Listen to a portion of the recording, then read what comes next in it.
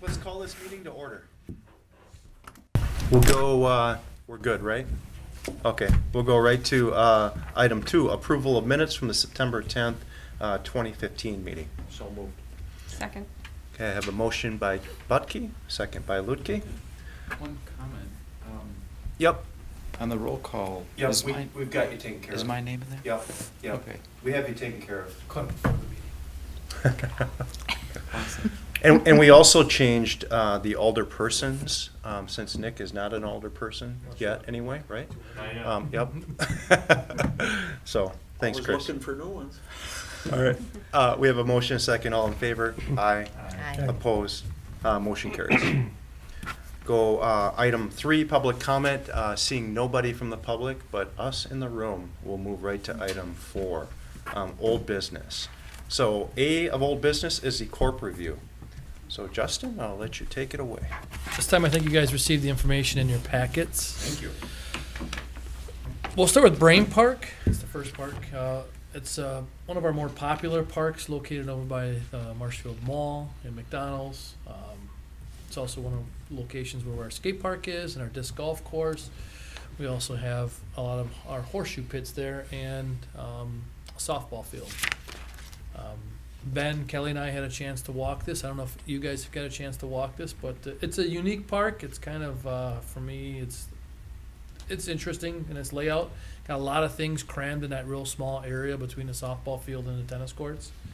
The court plan makes a bunch of recommendations. Some are pretty standard, like the energy efficient lighting and the playground improvements. But Ben, Kelly, and I walked it, and we think the 3 areas that really need the most improvements are the parking lots, the tennis courts, and probably something to do with the actual shelter itself. The shelter itself is what I would consider in pretty good shape, but it's just gets used a lot and not probably the best use. Ben, would you say that's your park with the highest amount of vandalism? Yes. And that probably is because that shelter is situated in such a way that you can't see by the parking lot or by the road.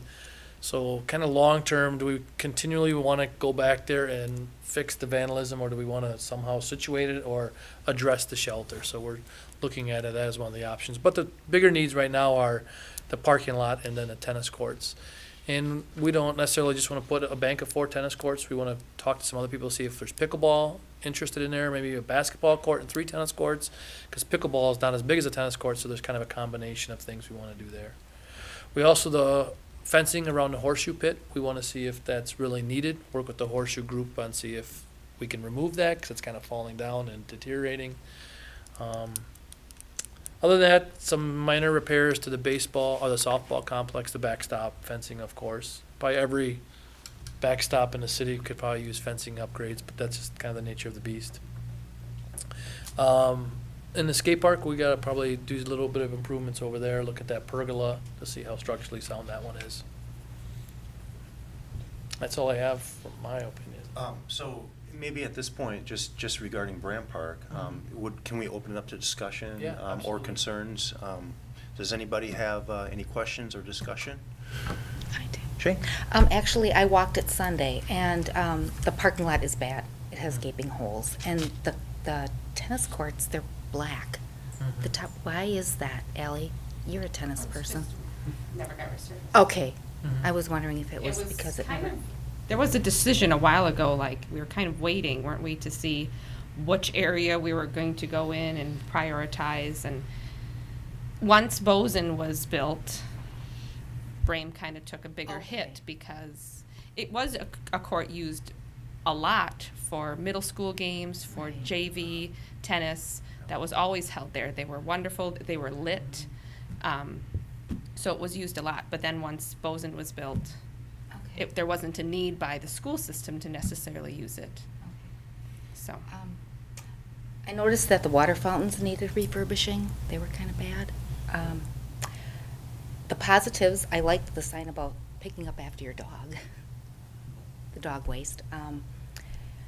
I walked the disc golf, and I have to say kudos to those people, because I walked the whole thing and I found one can. But the closer I got to the skate park, that was terrible. there's so much litter and beer cans and food. So I went back to the car and I got a garbage bag and I picked up a whole big bag of garbage, and I could have spent like the whole afternoon there. So I don't know if they have a group, maybe they have a group that gets together or could get together and just kind of clean that area up, because it was quite bad. I don't know if maybe the reason why the disc golf was as good as it was is because they had a group that got together also, because I know Dave Tiffany sometimes will go and he'll say that they get a group and they pick up the litter, but the skate park was bad. I think that's all I have. Yeah, the parking lot was bad. Yep. So- If I agree with you. The skate park issue's been that way for a long, long time. And I brought that up, I mean, you've got receptacles there, your staff does a good job with having that, but they just don't do it. And as you guys that have been on the committee for a while remember, when I would bring that up, we would just hear, well, it's sort of the same theory like at baseball fields. People throw stuff around and then staff's gotta pick it up. But I would like to see us impress on them. If there is a group from them, you know, that they could go around and pick it up. And I've even when it said as harshly as, well, if they're gonna litter all over the place, close it down for a while and get their attention somehow. That might be drastic, but, you know, it is bad. It's always been that way pretty much from day one, I think, Ben. And your staff shouldn't have to spend a lot of time doing that either. Somehow I hope we can work it out to get them to, at least some representative of them to clean it up and Yeah, or maybe have a work day. something. You know, because it was really bad. Typically with that park, when I have my full seasonal staff, it's usually the first park I send 2 people to in the morning, first to check the restrooms. Usually, many times there's toilet paper and stuff going on there. So we go to the restroom first, then pick up the parking lot, then go to the skate park. And then usually later in the morning, Innovative Service does their rounds. They do a good job, but, you know, sometimes they don't get everything. And then community service people, when they call, that's the first place I send them. Take, you know, if it's once a week, once a day, I don't care, there's always litter at Braem Park. So that's always the first place I send them if they can get there. Otherwise, if they can't do Braem Park, then I work with them to do a different park. So that's kind of the focus park that I send, and volunteer groups. If a class in Sunrise Rotary does a work day there, there's another organization that does one there too that I can't think off the top of my head, but so there are work groups that go out there, and that's where I usually try to direct people. The mall, the McDonald's, the kids that are there. It's a heavily used park, and that's where we try to focus, but you're right, there's always stuff there. And it's better than what it used to be.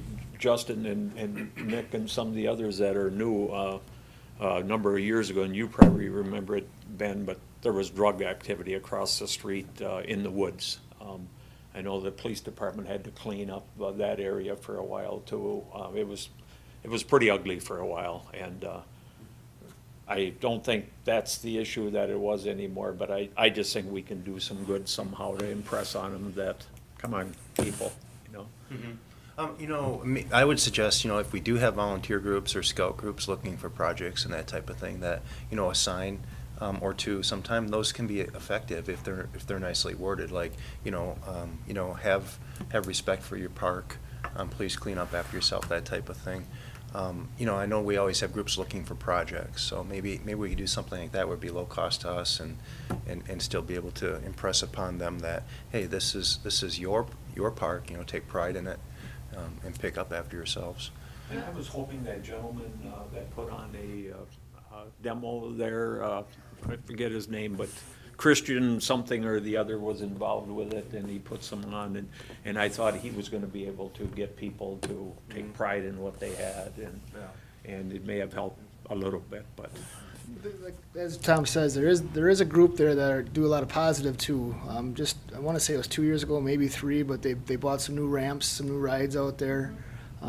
So there is a good group there too that use it and are respectful to the property. So, And it's never the whole group, it's normally a minority that Yeah, are doing right. stuff like Yep. that, but. yep, and maybe not even people that use that, Could be. that skate park in Yep. particular. It's just, okay. I just have one question, and Ally brought it up a little bit. So those tennis courts don't get used as much as they once did. So. Their condition now. Yeah, so would you see a problem with reducing the number of courts and then using them for alternate purposes? Okay, I think it's great. a great idea. Yeah, I do Especially too. with the pickleball and basketball, Okay. just I- brings other things in. Yeah, in particular, I really like the idea of basketball, and, you know, having a lighted court would be fantastic, because I don't think we have a lighted court in the city. But, you know, with the age of the people that hang in that area, I think it would be a good thing to add to that neighborhood. So, okay, thanks. Good. Any other questions? Just a comment, so what is the plan here on this? I mean, and I especially know about the budgets and so on and so forth, but, You mean the large surpluses? yeah, that one, That's what you're talking Did you see an account that I did not see? But I guess I would like to at least see a plan to be able to fit some of these things in, you know.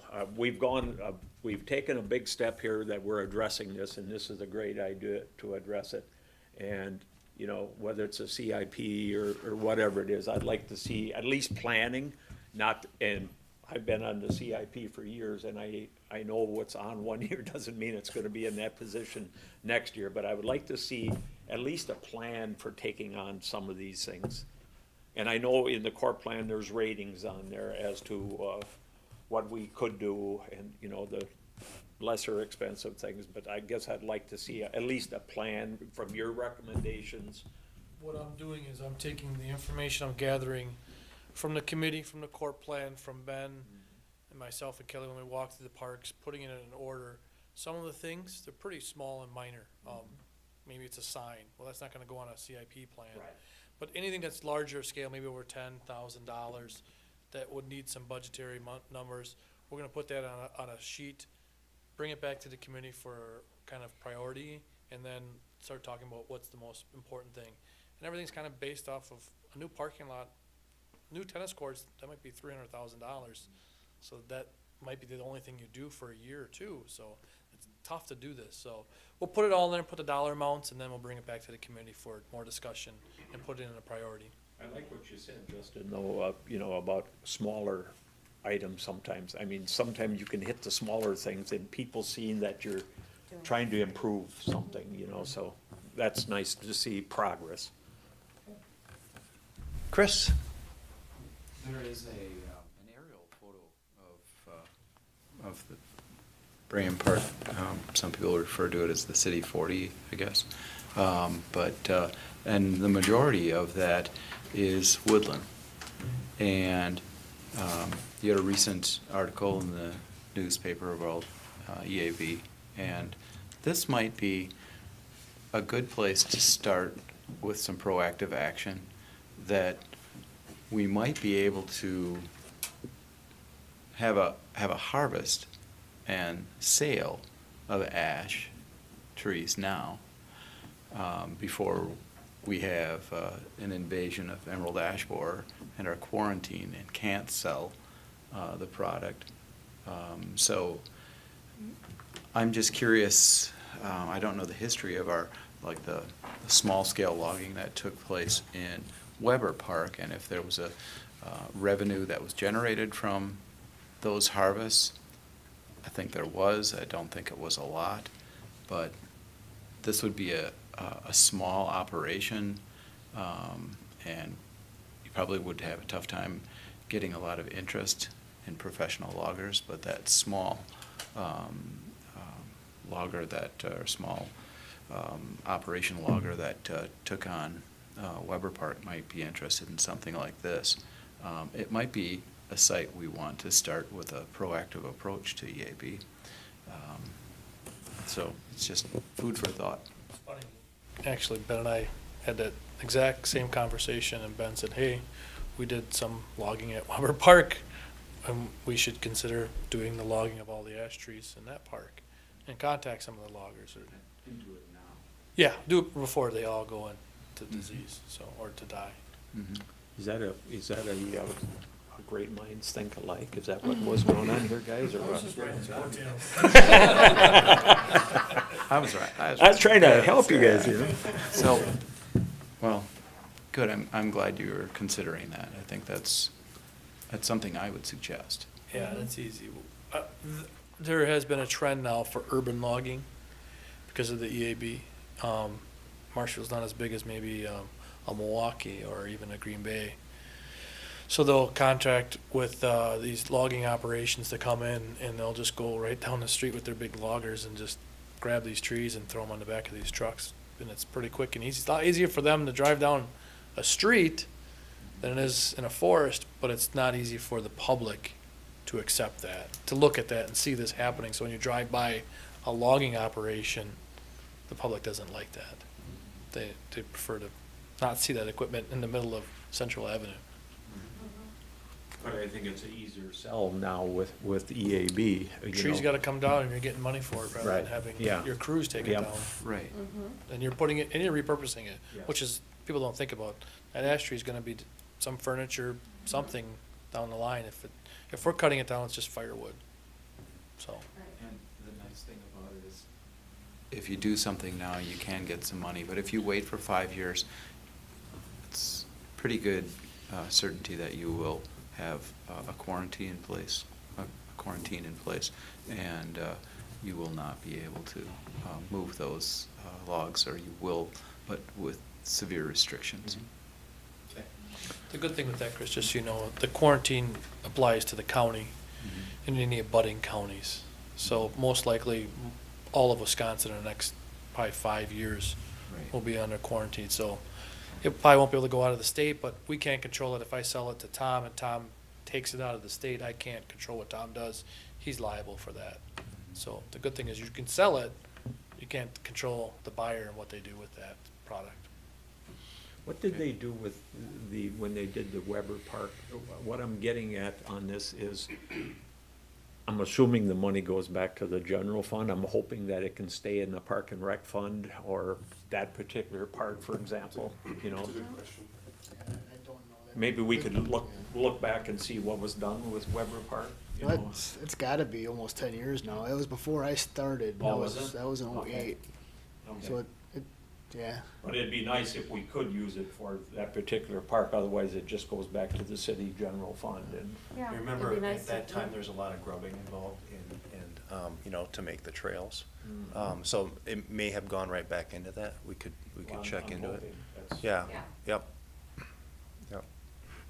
Okay, well, let's, unless there's some further discussion on Braem, should we move right on to Columbia Park? Yeah, Columbia Park is a small park located kind of in the central part of the city. It's the park with the band shell. It's primarily used for community concerts and special events. We took a tour of the park, and if you guys had a chance to take a tour, there's not a lot there besides the band shell. It's a very beautiful park, very mature for the trees, but it's just primarily used for concert and community events. We just noted that we need to probably fix the front paneling, the snow covering, the winter covering shell. I think it says install winter cover for band shell, or replace that winter cover. So we gotta replace that winter cover in the near future. It still works fine, but it's probably something we need to look at in the next near future. We didn't note anything else that really needed attention in that park.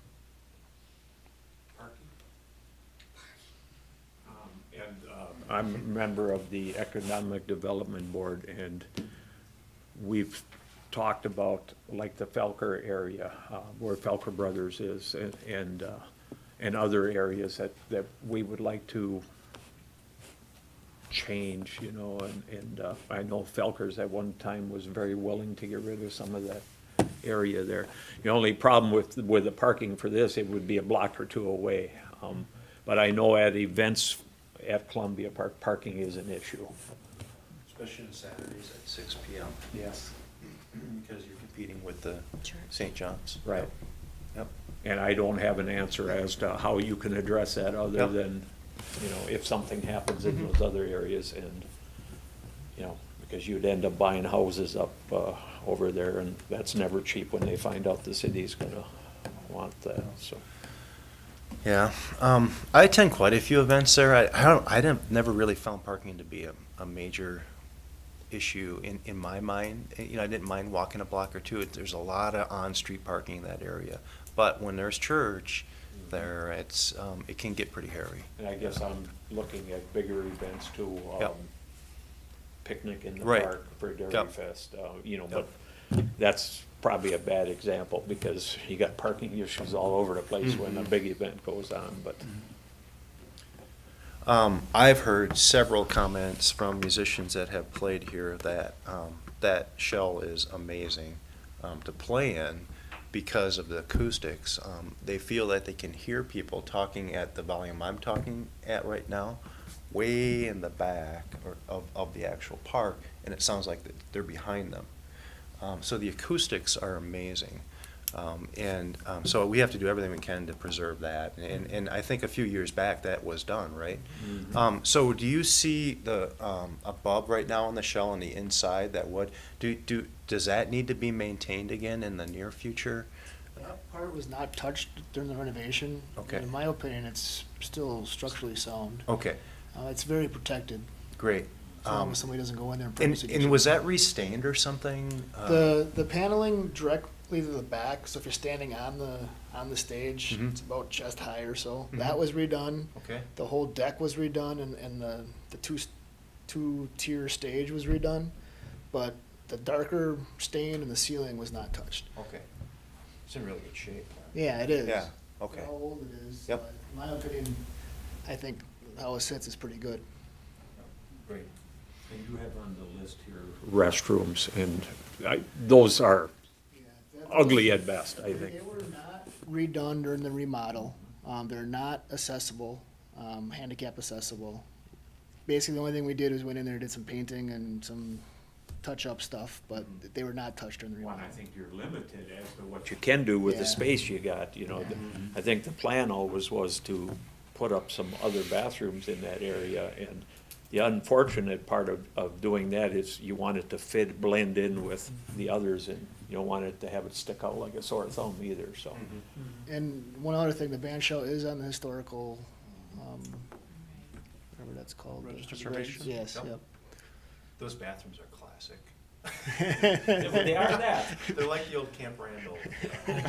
Vintage. Vintage, that's better. Change theirs. Better. Okay, any other questions or discussion on Columbia Park? I really appreciate the grills that were put in there. We used them a couple of times this year. I don't know if they're getting used or not, but I think it's a great spot for those, so, and they look nice too. Okay, we can move on in old business to item B, our favorite subject, bounce house rental policy and procedures. Justin, did you want to All present? right. This is our third meeting to discuss bounce house policy, so hopefully everyone's abreast of them. We talked last month, and I gave you probably 5 or 6 options to pick from, and based on the conversations I heard, I kind of narrowed it down to 3 simple bullet points that kind of simplify our bounce house policy, and this is up to the committee to accept or change or not do any action. The first bullet is inflatable structures are allowed in parks. There'll be no pounding, driving of stakes into the ground. Inflatable structures that require staking must contact the Parks and Recreation Department office 2 weeks in advance, pay a $33 fee, and call for utility locates. So that's only for inflatable structures that require, for some reason or not, to be secured to the ground. I did stop by Hiller's and talk to Phil yesterday about the policy. Invite him to the meeting and tell him he didn't have to come, but if he wanted to, he could. And I explained to him the policy that I was proposing, and he was fine with that. I would make a motion, first of all, to approve this policy and procedure as a committee and send it on to be formally, incorporated at this point. I'll second that, but I would like to, we had talked about last month about when somebody rents a Wildwood station. I think somebody brought up that we should be asking them if they're gonna be putting any other structures up. like the bounce houses or whatever. They put tents up in the past, and I think it would be just nice for our staff to know that whether they are or aren't gonna put it up. And that way, if somebody does see something and there's a problem, they were not given permission to put that up. I think that should be in there somewhere. Yeah, would you want that included in the bounce house policy or as a general I think guideline? general Okay. would be better. so Okay. Disregard what I just said. I'll Yeah, second this motion. And we can have some discussion on that. So we do have a motion by me and a second by Mr. Butke. So discussion, questions, Rich? For Maple Fall Fest, I noticed you mentioned tents, and there were tents up. I assume those are all staked. Are there locates down on all of those tents that are put up?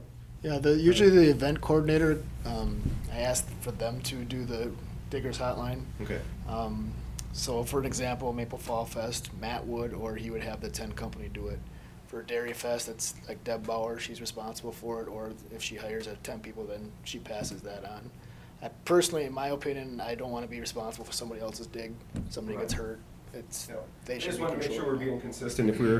If they were making, for inflatable structures, had to call Diggers Hotline, that we were doing it around. It sounds like we are, so it's consistent. Yeah, we Yeah. considered, I think, generally, maybe this needs to be worded, but we consider this, the events to be outside of this particular policy, and that events were handled and coordinated by Ben and his team. Yeah, or the actual event team, like usually most events have their own specific people or head people. Small town baseball has their own guy that comes in, so and I work with him. Or if it's 4th of July committee, there's a handful of people that get together. Sometimes Justin and I will be part of that committee, sometimes it's a committee that come and ask us to use things. But usually it's a group of people. Is that in a policy anywhere too? I think it's important to have that. I agree with you. Leave it up to the group that's using it, but I think it should be in a policy that they will contact Diggers Hotline, blah, blah, blah. I think it takes you off the Well, hook here. I think this does somewhat address that. I mean, if they're pounding in stakes, they're responsible for. For their events, does it cover them too? Is this broad enough that it's gonna cover Yeah. Fall Fest? So you like can use Rich this for said? events too? Well, this would just be apply to any individual. Okay. And I think Ben is talking about special events. It's more than bounce houses and stakes. It's because sometimes they have tents, like Fall Fest is huge. Yes. And even sometimes Zoo Fest, we gotta work with the groups and it's an ongoing thing. This is more like, okay, I'm having a family reunion, but I have some kids, I wanna get to the bounce house, just so you know this is the policy. But working with Matt or Tom or these individuals, we have a pretty good science down. It's not too bad. I'm just trying to make sure that you guys got enough teeth that, what you never told us or whatever, but if this covers it, I'm okay with it. Rich, are you okay with that? Yeah, I wanted to see that consistency, Yeah. and it looks like, that's happening, so. Okay. John, I had one Chris. question. In the bullet points, you don't address one of the things that we had talked about earlier, discussed earlier, and that was insurance, liability insurance, proof of liability insurance. What's your thinking on that right now? Most of the communities I talk to don't provide any type of insurance. I worked in a community before that did require insurance, and it was very upsetting for the renter to call and say, yeah, we allow bounce houses, but you're gonna need to get some insurance. And they're like, well, I don't either have insurance, or how do I get that insurance? And they were very put off by it. So my experience with requiring to have insurance was kind of upsetting for the renter. And then I talked to our legal counsel, and he said, well, you can have the insurance, that's fine. If someone's gonna sue, they're gonna sue. I don't care if you have that insurance or not. They're gonna go after the city. They're gonna go after probably the manufacturer, probably the renter, probably that homeowner, probably as many people as they can. So those people who are going to take that path and sue, they're gonna try to cast the biggest net possible. So just because you have that does not negate any responsibility by the city. So he goes, you can have it, but if you're upsetting more people by it, he goes, it's not really worth it. So that's why I took it out. I'm comfortable with that. Okay. All right. We have a motion to, what does our motion read? I made the motion. To accept To accept the policy and forward it on to be included in city policies. So we have a motion and a second. All in favor? Aye. Opposed? Motion carries. Thanks, Justin. Item 5, new business, volunteer of the year. Do you want to talk a little about the history, since you're more of the history guy, or Jan, you're a little bit of history? Jane, if you'd like to talk about the history of this, that's fine. It doesn't make any difference. Every year, the Park and Recreation Department nominates an individual or a group that they feel has done a significant amount of good for the community. And Tom, you were one of the volunteers. You were one of the people one year. There are certain criteria that has to be met, and off the top of my head, I can't remember it. It has to be, can you help me out? It has to do where there's no monetary. Right. um, And just good for the park and recreation system. I know you mentioned the gentleman from the disc golf earlier. He was one of them. Yep, he was one of them. Dan Umhafer was one of them. Dan Umhafer was for Weber Park, all the volunteer work he did there. Right. I can't remember. I who the don't Mr. know. Jim were. Wine was Jim last Yes. year's. Yes, Jim was Yeah. last year. Uh, So just service to the Parks and Rec, Correct. basically, I think. Right. He had some groups like the Master Gardeners, Right. Mhm. Krieger family. Krieger family Yep. was a group, Floyd Hamas. Yeah. We're gonna miss people if we start naming everybody. Right. I was gonna say, I feel like we had a list. Yeah. Yep. Did I provide that list? No, I'm looking back before you. Sorry. It's like, I should have provided that list. Would have been last year, October. I can't believe it either. October It seemed like 2014. just last year we nominated John. Or, Jim. Jim. Yeah. John Lake was, I think John Lake was the very first person. He was on the Zoological Society. So Okay. our Yeah. department is making a nomination or a recommendation of Jan Altman for her work with Veterans Park. She has given a lot of time and efforts to the improving of that park. She seems to be a clear consideration for this recognition. So I think what ends up happening is you guys approve it, and then we recognize her at the next available common council meeting that she can be at, and of course, I can be at. And I don't know if, John, if you wanted to be there too, to recognize her. It's not just Veterans Park across from City Hall, the Veterans mural along the parkway. That looks beautiful. She's big time into that. In fact, we were just planting flowers and stuff there a week ago, and she's just amazing what she all does. So, very good choice. Excellent, great. So I guess at this point, I would entertain a motion to accept the nomination for the Volunteer of the Year, Jan Altman. I will make a motion. Okay, motion Good. by Jane, second by Rich. Okay, any other discussion? Okay, all in favor? Aye. Opposed? Motion carries. Congratulations to Jan. Fantastic. Good job. Okay, Good choice. on to item 6, reports. We go right to item B on that, for the Zoological Society. We are gonna remove something. We're gonna remove that. You will. You know what, I'm gonna give you something. There you go. So we have the Zoological Society, Tom? There, you can say that. Sure. First of all, next Thursday, we have our election of officers for the Zoo Society. In the past, we've done like a banquet in the past. We're not doing that on this year, just with so many things going on and stuff. And the attendance, Ben, you've been there. It started, the attendance was fairly good the first time or two we did it. And a lot of people, we give awards, and a lot of people don't like to have the spotlight on them when they receive awards. Nobody does stuff to get awards, but So we're just having our annual election, and it'll be in this room at 7 o'clock next Thursday. But the big thing we're doing is this Saturday, from 10 in the morning until 2 in the afternoon, is trick or treating in the zoo. And we will be getting over 1,000 people there. It's $5 per family donation. And the only other thing you have to spend money on is if you want to have some concessions. We have a petting zoo, hay rides, pumpkins. You can paint pumpkins and take your pumpkin home. And I just picked them up yesterday. We have probably at least 100 pumpkins. So that Festival of Foods has donated to us. We have biofacts and clowns coming in other than me. The group of Zoo Society members, some of the officers, last year we had a theme of Wizard of Oz. And so we were dressed up. I was a Tin Man.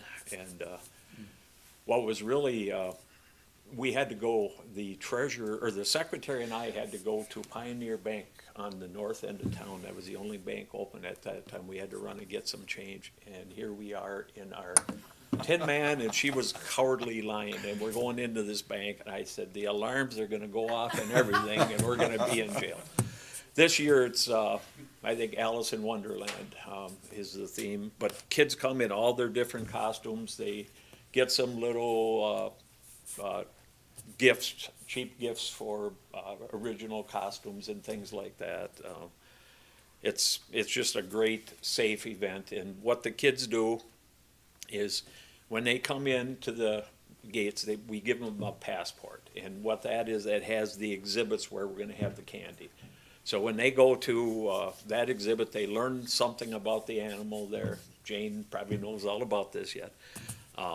And then they stamp that passport there. And the reason is guys like John, when he was young, he used to keep going around and around all day long, you know, so we have stamps now so they can't do that. But no, seriously. I pre-scouted.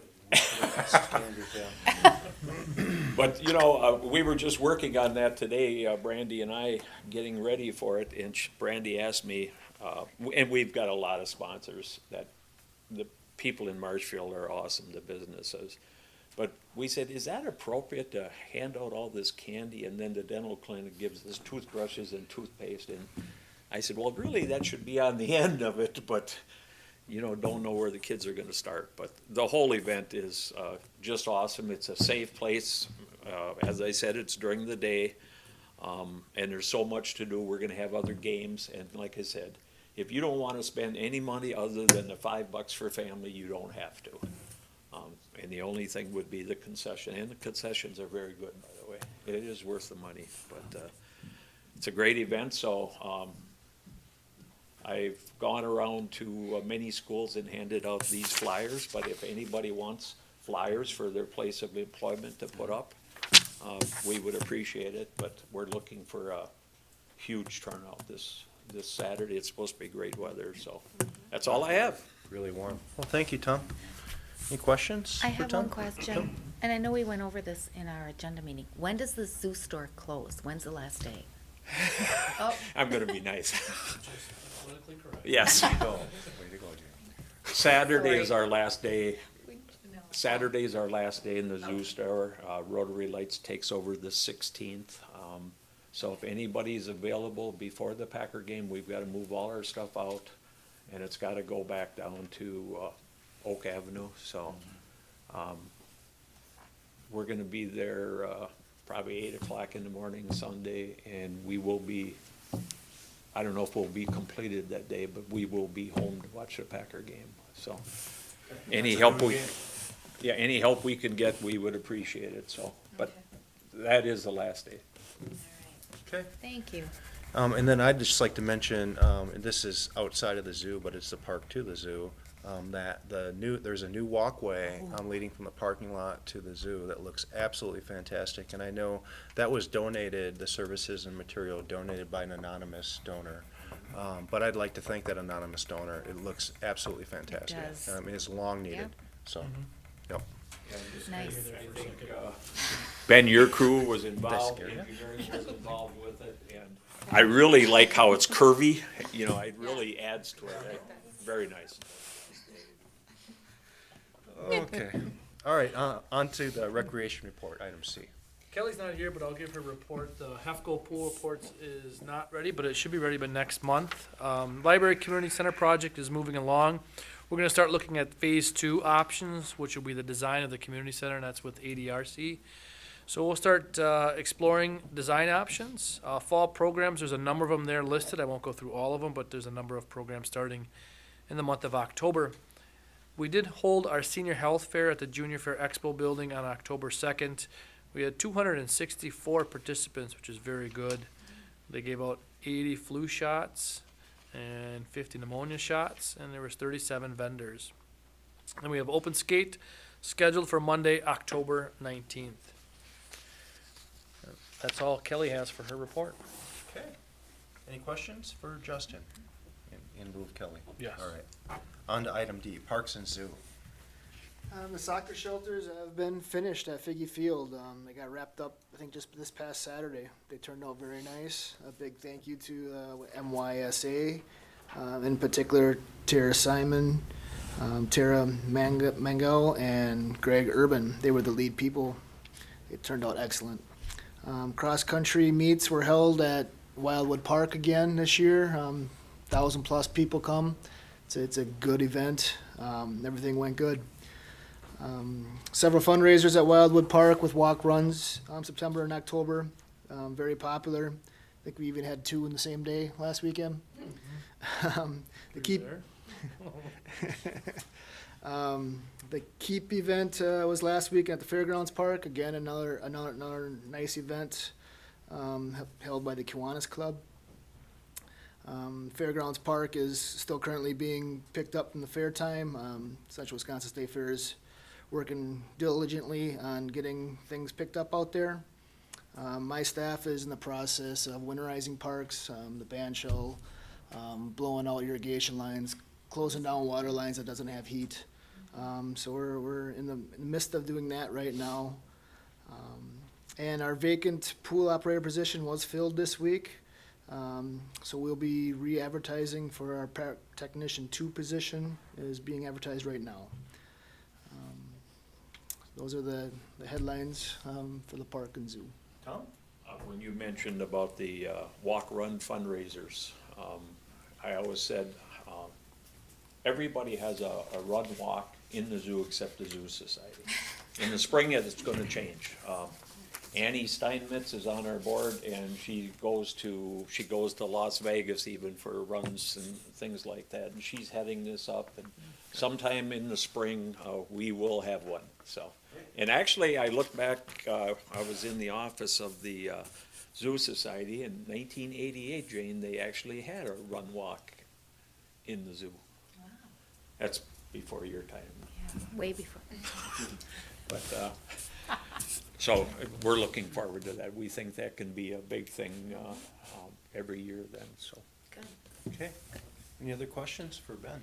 I'd like to make a comment about Yep. soccer shelters. I'd like to give my kudos to the Park and Rec and to the soccer association. I know that being out there quite a bit, weather for this year's soccer team really hasn't been too bad, but a lot of the fields we go to have the shelters, and when it's snowing, it's raining, we can get some pretty bad weather in fall. It'll be a nice addition going forward. So I know Ben mentioned how nice they look, and I would like to reiterate that they do look nice. It's a very good addition to the fields out there. Thanks, Nick. Okay, on to item E. Justin? We have the bear exhibit, which everyone is aware of, so if you haven't had a chance, the naming contest is going on right now. We won't be unveiling the names until October 24th at 1 o'clock during the grand opening. The grand opening will be on Saturday, October 24th, so if you're available, we'd like you to come on down to the park and check out the new bear exhibit. And if you haven't seen it in the last 7 days, you gotta check out the mural on the back of the wall. It is pretty impressive. It was amazing. I was there on Saturday and he was drawing his first tree, and I was back there on Monday and he was like almost done. The guy moved really fast. So the mural is huge. It was supposed to be a 60-foot mural. The artist didn't feel comfortable doing a 60-foot mural because the wall's 120 foot, so he did a 120-foot mural, and he did not charge us anymore. So that was really nice. So the bear exhibit, a grand opening once again is 1 o'clock, October 24th. And we are still working on a Wildwood McMillan connector trail. Plans are still being hashed out between our engineering firm and the city. And of course, we're in the middle of our budget process. And a couple other announcements, not on here, but I'll pass this around. I think you guys already saw this, is the dedication of Hardacre Park, which will be Thursday, October 15th. So that'll be at Krabby Dave's right across the street from the park. And then we got a thank you letter from Marshfield Clinic and the Marshfield Area Coalition for Youth and efforts on helping them out with one of their events. I'll pass these around. I think I'll just pass that around. You guys saw this one. I'd like to say, Justin, that I saw on the sheet here that was handed out about the bear exhibit, so I'd like to be able to tell you that I saved it for you, but I forgot all about it. I'm down there every day in the zoo, and I forgot all about the bear exhibit. So I'm glad you had this on here to talk about that. And our next meeting, it may not be on there, believe it or not. Yeah. Okay. Any other questions for Justin? Discussion? Okay. On to item 7, our next meeting is scheduled for Thursday, 5:30 PM. It's November 12th. Everybody good with that? Seems to work? Okay. We'll keep that, and then just as a reminder, our agenda meeting would be Monday the 2nd at 4 PM. Item 8, any future agenda items to bring up now? I do have one that you guys can think on. Okay. Part of my job is to bring out new items and policies. And recently, we've been but we were having a lot of walks and fundraisers at Wildwood Park. And we charge them a basic rental fee like we would charge anyone having like a 6-year-old's birthday party or a family reunion. We'll be talking about this maybe at the next meeting, and I just want to open it up for discussion at the next meeting, just so you guys think about it, is should we be treating those fundraisers, those community walks, the same as we would a birthday party or a family reunion in the aspect of their usage of that property and of that park? Because a walk, that does interfere and impact other park users that might be using the shelter, might be in the zoo, whatever it might be, where the family that's throwing the birthday party may not be impacting it. Whether we should be treating them all the same, because currently we treat them the same financially and logistically. We don't really do a lot more for the walks. We kind of meet with them, talk with them. Sometimes we don't, and they kind of set their own path. But on Saturday, we had 2 walks, and almost every weekend, usually in the spring and in the fall, it gets pretty slow in the summer. There's a lot of walks. So think about it. We'll bring it back for discussion at next November. We'll put it on the agenda. Mm-hmm. Chris? I have a concern about the zoo store and its permanence and its displacement by special events that visit the zoo, and I'd like to discuss that at a future meeting and set a precedence that the zoo store trumps special events and shouldn't have to move, and should be something that is a permanent feature of our zoo. Okay, put that on the agenda for next month. All right, anything else? Okay, adjournment. I'll make a motion to adjourn. Motion by Jane, second by Ally. All in favor? Aye. Opposed? Motion carries. We are adjourned. Thank you very much.